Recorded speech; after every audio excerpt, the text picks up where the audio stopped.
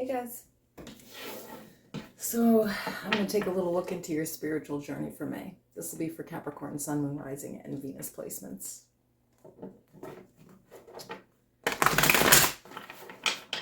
As always, these readings are general. They're for the collective. So if something here doesn't resonate, just leave it for the person who does need to hear it. And remember that there is no gender.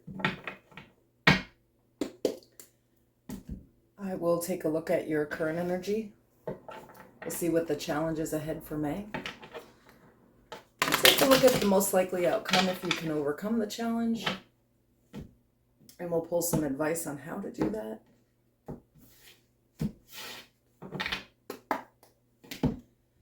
Now it is Mercury retrograde and eclipse season. So some of these have been a little difficult. But it seems to be working out for everyone's better good in the end. If you're new here and you haven't subscribed to the channel, make sure to do so. Like the video. If you need to book a private personal reading, all that information is in the description below and in the pinned section of the comments.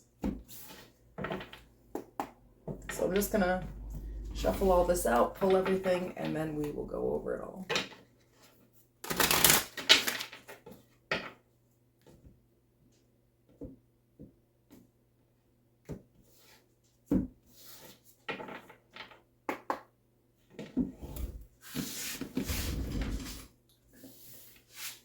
They have the spiritual energy for Capricorn, May. Capricorn.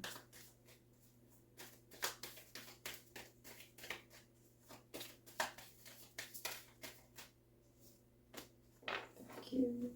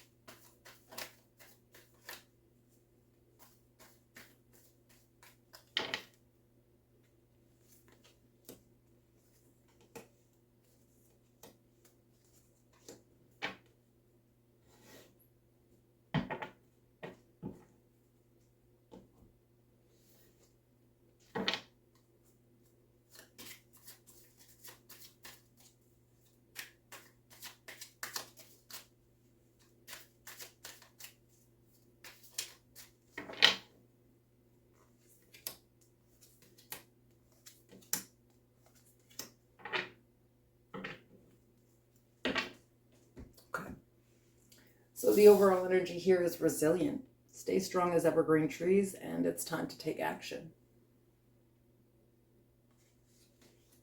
In the current, we have the Four of Pentacles.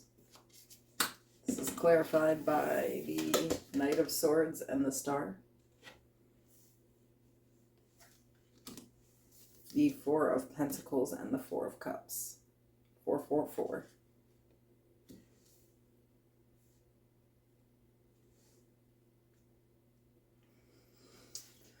Now, 444 in angel numbers is like knowing that, Source is with you, that you're protected, and that you're on the right path. But here I see you almost refusing to take the action that's necessary to heal here. Because it feels like you have to go to battle. Understand the Four of Pentacles is here twice with the Four of Cups. It's like the refusal to dive into the subconscious. What's going on underneath here? We have the Page of Wands, the Empress, the Five of Swords, the Seven of Swords, the Six of Cups. For some of you, you had a pretty chaotic childhood. There may have been a lot of conflict, aggression, and deception, sneakiness going on in the household.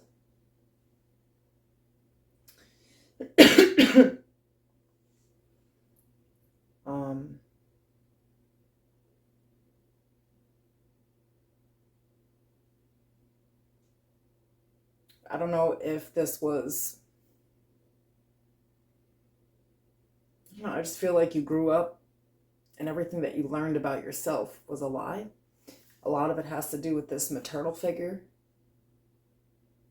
I don't know if you had a mom who was just invalidating, or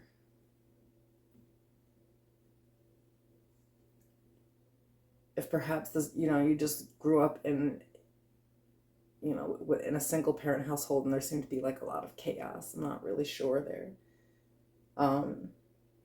For all of you, it might be different, but there's a big conflict within the family unit. But it feels like going there is really hard. Like, it says it's time to take action, but you're afraid to go into that area of your memory.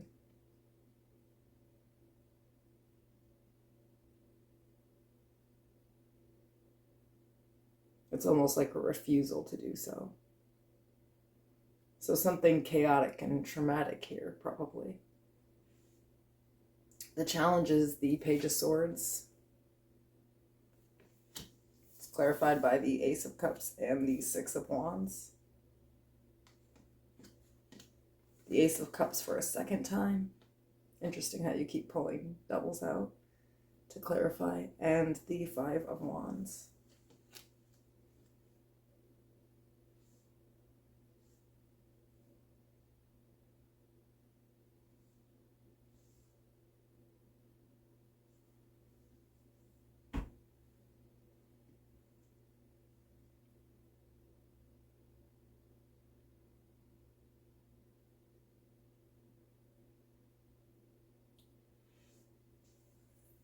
The challenge is the emotions to it all. The Ace of Cups. I feel like it's triggering experience, but if we go back in, there's lessons there. There's truths that need to be brought back up from that subconscious emotional level. But whatever this is, it really plays hard on your success in love. Like if you grew up in a really chaotic household, maybe you have really chaotic relationships as an adult, and it's something that you need to look into, like, where did I learn this shit from? Or some type of traumatic experience, or just a terrible relationship with a parent where, if your feelings were invalidated, you kind of shut feelings down. You don't, you kind of just repress them. And over time, the energy becomes more triggered. Like, your ego is pretty easy to trigger here. It's a complete emotional response.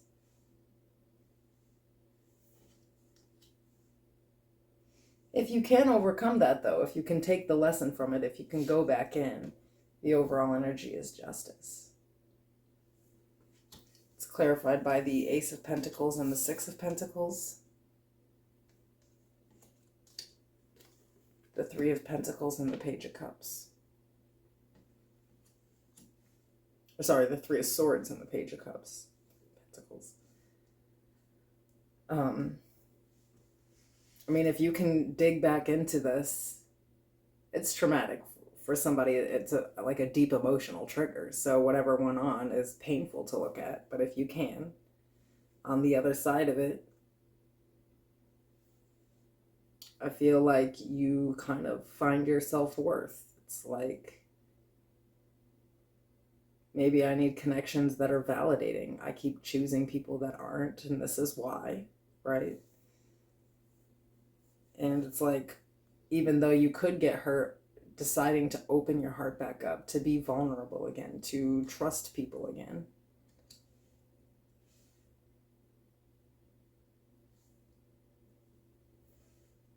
The advice is the Ten of Swords. It's clarified by the Magician and the Hermit. The King of Wands and the Six of Pentacles again.